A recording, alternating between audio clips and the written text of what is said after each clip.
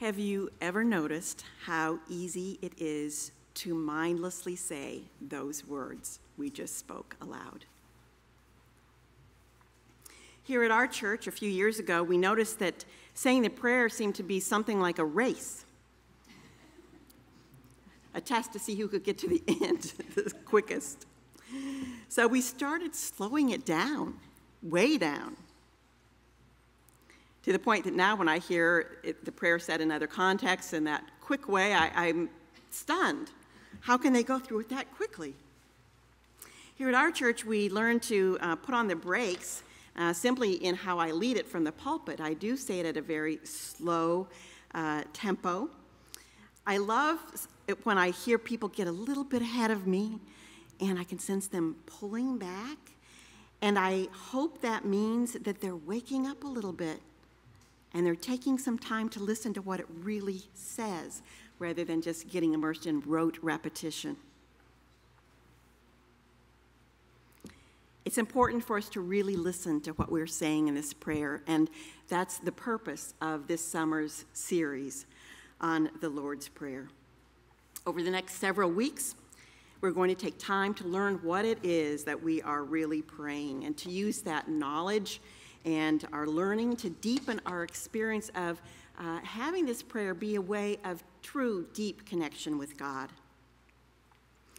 Not to sound too much like Carl Sagan, but it is true that the prayer has been said by billions and billions and billions of people over the ages. Traditionally, churches taught their congregants to learn three things: the 10 Commandments, memorized. In many churches that are creedal churches, which would be most churches, the Apostles' Creed was taught.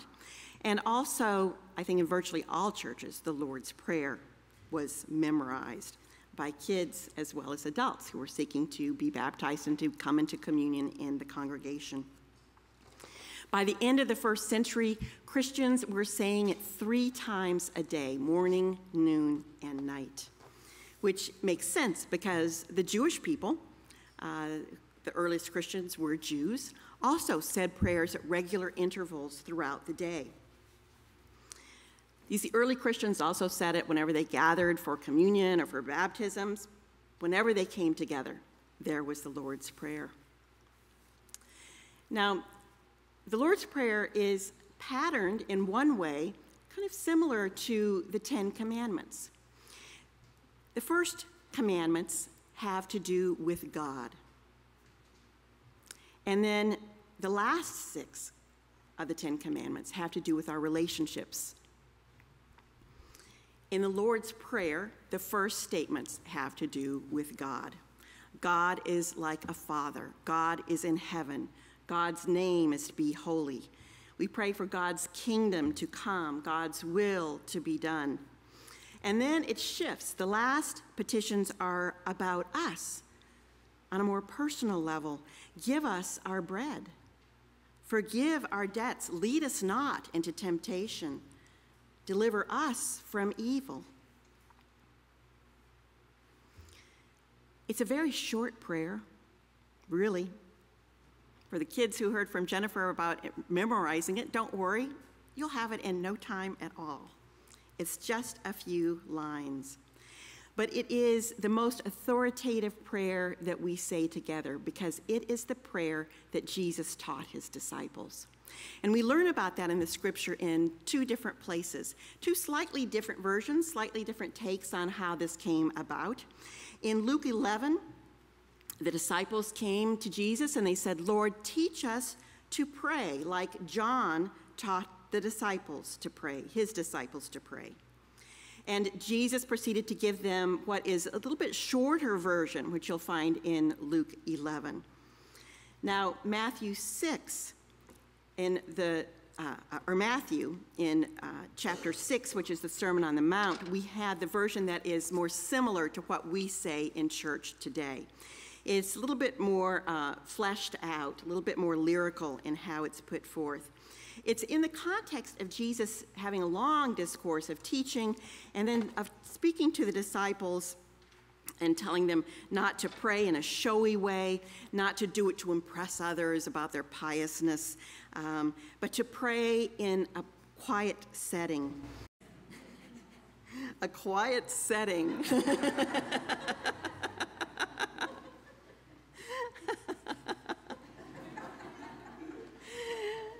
Saying the words that are essentially the same as the ones we say in worship. I have to stop and tell a story there. Years ago, there was a funeral held in this church, a very tragic situation of a young man who had died. And the windows, it was summer, I think, and the windows were all open. And the service had started, and some people were coming in late.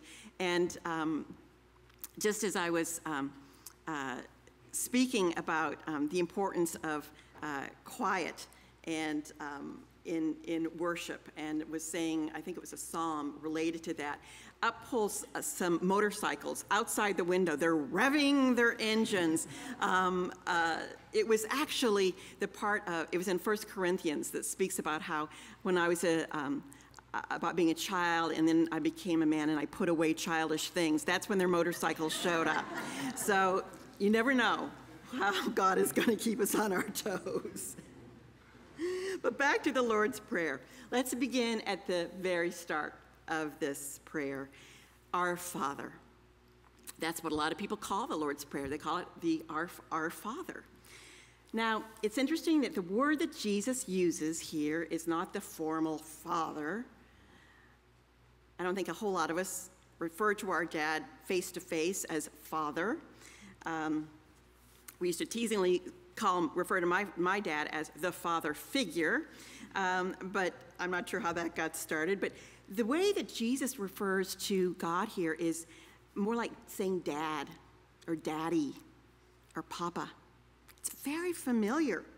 It signifies intimacy, a very close relationship, like a parent and a little child. Now, most parents will do anything for the children, even to the point of giving their lives if need be. And that power of the relationship of a father and a child is here expressed as a way of looking at how much God loves us, that God would and did do anything God could do to reach us and to save us. Now, as a quick aside, I want to recognize that the use of the term father can be difficult for some people. Not everybody has had a positive experience with a father. 36% of all children today are raised in homes where no father is present on a regular basis. And even if we had a great dad, we can always, because our earthly fathers are human, we can always remember times when our dads messed up and they missed the mark in how we were raised. And to the other extreme, we have dads who actually were abusive or who abandoned the family. The idea, though, here is really that it's not tied so much to our earthly fathers as it is tied to our yearnings about our earthly fathers. What are our yearnings, regardless of how our earthly father followed through or didn't? What is our yearning for a father? It's a yearning for someone who is always there, who takes care of us through thick or thin, who takes us back over and over again. The reason why it's not our mother has to do with the fact that Jesus lived in a time and a place where the society was extremely patriarchal.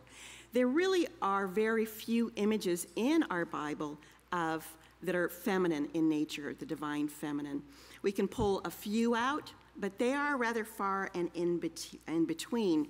There's one theory that this was because, or set up against the fertility cults that were so prevalent at the time that the chosen people entered the promised land. The indigenous people, the people who were already living there, who we refer to as pagans, were often part of these religions that were very much focused on images of God as a woman.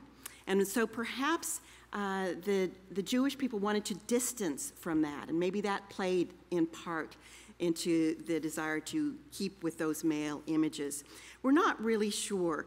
I think this is a whole topic for a completely different sermon. So I'm going to table that and just acknowledge it, that yes, it is a patriarchal term, our Father, that I don't think should limit us in other ways, also realizing that God does have many characteristics that are similar to what women have, a good mother. So it is our Father. Now notice that it is our Father. The prayer isn't my Father. In fact, every part of the prayer is plural. God expected us to pray together. It's a reminder that the Christian life is not a solo experience. To be a Christian is to be in community. Now that's something that really rankles with people who prefer to be on the golf course at our primary time of coming together as a church community. They'll say, so you mean I can't be a Christian if I don't come to church? Well, biblically speaking, you could certainly take that question very seriously. Coming together with the body of Christ in some setting, even if it's not in Sunday worship, but it's in other regular settings, coming together with other Christians is central to what it means to be a Christian. There's another implication when we say our Father. It means that we're all siblings. It means that you are my sisters and brothers. You are each other's sisters and brothers. We are part of the same family. And on one hand, isn't that awesome? It's so comforting. It's so connecting. But on the other hand, this prayer challenges us with that idea too, doesn't it? It's not always completely smooth sailing in a church. Sometimes somebody else hurts our feelings, or we feel like somebody was snapped at us, wasn't kind in what they said, or they were critical. And even more broadly than that, it means that our siblings are all Christians, and that includes those people of faith with whom we disagree. Perhaps we disagree with them politically or on social justice issues. When I stop and I think that the people from Westboro Baptist Church who picket funerals with signs saying God hates fags, when I think that those people are my siblings, whew, it takes me up short. And the priests who abuse children while carrying out their duties, they are our siblings. And on it goes. Kind of like in our earthly families, isn't it? There's always some brother or some sister or aunt or uncle that nobody really wants to claim as part of the family. This prayer says to us, we are all family, even the crazy aunt or uncle. It doesn't mean that we approve of the actions of all Christians, but it does mean that we are to try and see them through God's eyes. We go on in that first line, our Father, who art in heaven. Now, I have to say that in researching this part of the prayer, I really had my eyes opened about some things. So I'm just going to spell it out for you, and I think you'll understand why this is really pretty radical, some of what I learned. Now, remember, Jesus spoke in an ancient language that was called Aramaic. It was a language that was used by people who were agricultural, so it was very earthy. It was people who knew about planting and growing and harvesting.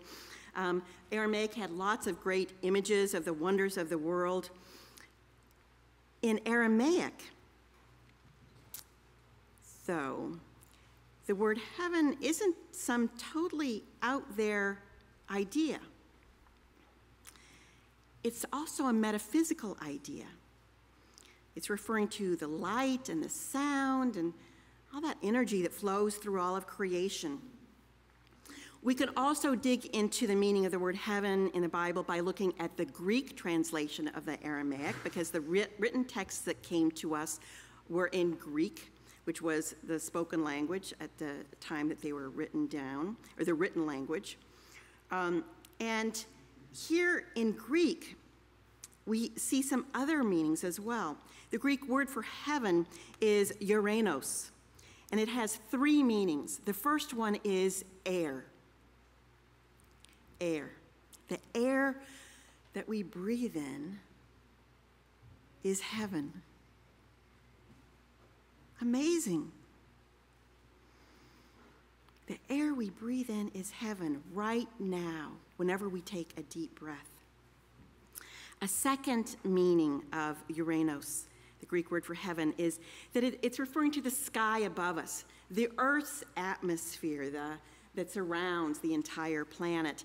And then the third meaning goes even beyond that and talks about the stars and the planets well beyond the Earth. Certainly Pluto among them, but the entire cosmos, what we can see with the help of technology, but even that which we cannot see, which is beyond our perception and beyond our imagination. We see from these three things that God is everywhere, and that heaven is supposed to be everywhere around us. It's above us wherever we go. Psalm 139 gets into this constant, pervasive presence of God. Where can I go from your spirit, it says? Where can I flee from your presence? If I ascend to heaven, you are there. If I make my bed in Sheol, that is in a pit, which some of us occasionally do, you are there, O God. If I take the wings of the morning and settle at the farthest limits of the sea, even there your hand shall lead me, your right hand shall hold me fast. For, a little later on it goes on, for it was you who formed my inward parts, who knit me together in my mother's womb. Wow. God is constant and pervasive. Last week, some of you were here when we had a guest preacher, and she referred to the book, The Runaway Bunny, which is such a great way to express to kids and to us who are really concrete thinkers that God is always with us, always following us, always wanting to be in relationship with us. We also see in Psalm 23, that much-loved song that speaks of God, speaks of God as a shepherd, and it speaks of that part that Psalm 139 talks about, if I make my bed in sort of a pit, in a place that we think of as darkness. Well, here, Psalm 23 says, even when we walk through the valley of the shadow of death, that God, the Lord, the shepherd, is there from birth to death and beyond. It's like saying we swim in heaven the whole time. Heaven is everywhere. The possibility of heaven is everywhere. Then we go on to the part of the prayer that says, hallowed be thy name. You guys use that word hallowed a lot in your everyday conversation. Hallowed, as we heard in the skit, has to do with that which is holy or sacred. It has to do that which is respected, that is revered. Now, I love that this adds some balance to this first line of the prayer. We started out with that warm, fuzzy image of God, Papa, Daddy. And here, in that very first line, it says, and God's name is to be hallowed. God's name is to be highly respected and revered. There's balance here. One of the reasons why I love that is it points to the fact that whatever we say about God is incomplete.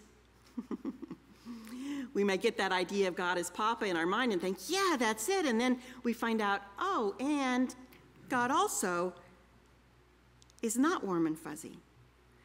God also created, and we know almost nothing about that creator when you really think about it. God is hard to understand. God is unfathomable. We can barely grasp who this God is, who flung the stars into the skies, who knits babies together in the womb, the one who at the beginning of the Gospel of John is a light, imaged as a light in the darkness. And it's talked about how the darkness can never overcome that light. A while back, the comedian Rodney Dangerfield made a litany of the line, "I can't get no respect." This part of the prayer is saying, give God respect. Stand in awe. And yeah, it's okay to even be a little bit afraid of God because of the vastness and the extreme power of God and just the way that we can't understand what's going on here. Revere and respect and honor God. Hallowed be thy name. Now here again, if we dig deeper, we see that God's name and the idea of names in general is extremely important in the Bible. Of course, to us, our names are important, right? We've always heard about how there's a family that has a good name, and then somebody in the family comes along and they do something, and ooh, they give the family a bad name, right? The name is important. It carries with us all kinds of images. You hear someone's name and you immediately think, oh, that's whatever their name is. They are da-da-da-da-da-da. And it can be positive. It can be negative. There's a close association of the identity of that person with the name. In the Bible, names are so crucial that when key things happen, people's names are often changed. And I understand this is true in other traditions as well, such as in the Native American tradition. When someone would go through a major transition, oftentimes they would get a completely new name. In the Bible, the first place that we really see that, I think, is with Abram and Sarai. Abram and Sarai. Abram, one of the great patriarchs of the faith of Judaism, Islam, Christianity. His original name was Abram, and his wife was Sarai, S-A-R-A-I. When finally, after God had told them that that Abraham would be the father to many, many people and to many nations, finally it came to a point that even in their old age, they had a child. And what God had said would come to pass did come to pass. And it was at that turning point that God changed their names to Abraham and to Sarah. Their names changed at that transition point. When the disciple Simon in the New Testament changed and had a transition, his name also was revised by Jesus. This former fisherman who was called from the Sea of Galilee to be one of Jesus' followers got the answer right at a point on into Jesus' ministry when Jesus asked all of his disciples, "Who do you say that I am?" Who do you say that I am? And Peter said, "You are the Messiah, the promised Son of the living God." He was the first of the disciples to come out and say that. And Jesus, on the spot, changes his name from Simon to Peter, which means rock. And he says, "You are Peter, and on this rock I will build my church." You're getting the idea. Names are important. They stand for something. They hold identity. The name of God is so holy that many of our Jewish brothers and sisters don't even speak it or write it for fear of profaning it. One of the main names for God in Judaism is identified by 4 letters, which, when you take them from the Hebrew letters to English, it's Yahweh. If someone who is Jewish is reading that in a text, most likely they will replace it and say Adonai instead, which means the Lord or my Lord, rather than use that exact name for God. Also, if they're writing the name God, many Jews will write it in English, G-D. Raise your hands if you've seen that. If you've seen, yeah, many of you have. A lot of Jewish people, my friend Ruth Klettnick here in town, will not write the name God, spelling it all out. G-D. One of the explanations for that, I'm sure that there are many, just this whole idea of not wanting to get sort of too familiar and loosey-goosey with the name of God. But one of the interpretations of that is written words, eventually go away, don't they? They're sometimes thrown in the trash, or whatever we write them on gets burned or destroyed or eaten by bugs over the years, whatever. And the idea is that the name of God is so holy, you don't want something to happen to the name of God. So this prayer is telling us to revere everything that God stands for. That God is the source of life, God is the I am, that God is mystery. Now let's contrast that with real life. Now I'm going to be like God speaking to the person praying here, and I'm going to get a little bit into meddling here rather than preaching. But I want you to know that when I meddle, I'm usually meddling with myself as well. Isn't it easy to, when something happens that's really not that big of a deal, like let's say you drop your cup of coffee in the morning, what do we say? Oh, God. Or if somebody cuts us off in traffic, whoa, then we might even put the name of God with another word for added emphasis. Is that any way to honor the one that created all of this universe? Is that a way to respect the one who made this amazing world?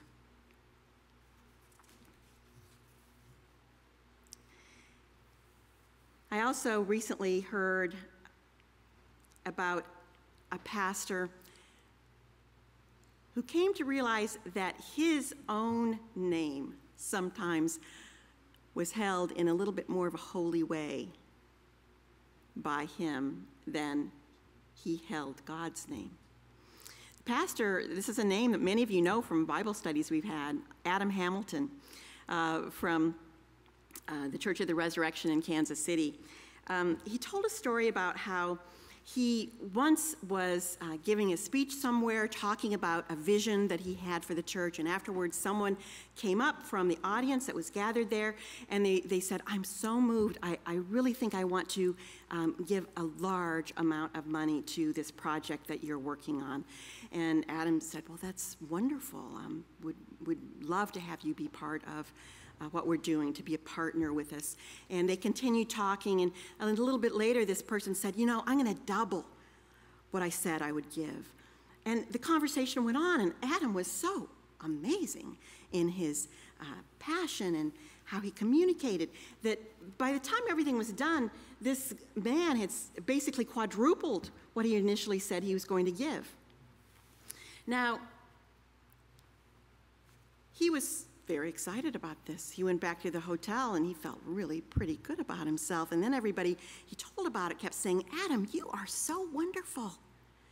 That is so amazing. Just through your words, you could inspire somebody to do that. Well, not too long after that, he received a call from the person who had verbally made this pledge. And the person said, I've been thinking about it, and I'm still behind this project. But I think I'm going to have to go back to that original amount that I said I would give. Now, many of you know my theology well enough that I question whether or not God actually made this happen. But Adam Hamilton took it as a reminder for him That what happened was a reminder for him that it wasn't all about how fabulous he, Adam Hamilton, was. And there was a part of him that was starting to believe that. It brought him back into the truth that everything we do is not about our wonderful aspects. It's about God's wonderful ways of being and what God can do. God can do incredible things through us. God can do incredible things through this church. Has and is and will. But let's keep it in perspective. Let's always remember that it's not us, and it's not Deerfield Community Church. It's God, whose name deserves to be hallowed. It's God who should be revered. It's our God who is an awesome God. Amen.